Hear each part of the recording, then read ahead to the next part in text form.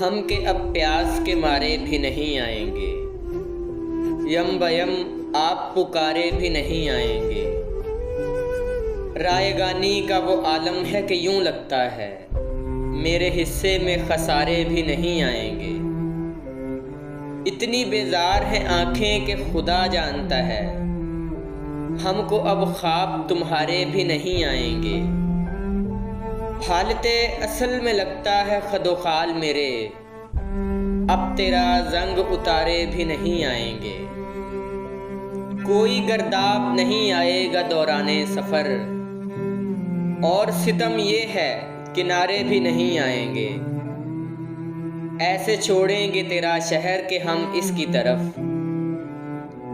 ऐसे छोड़ेंगे तेरा शहर के हम इसकी तरफ। गर्दिशे वक्त के मारे भी नहीं आएंगे।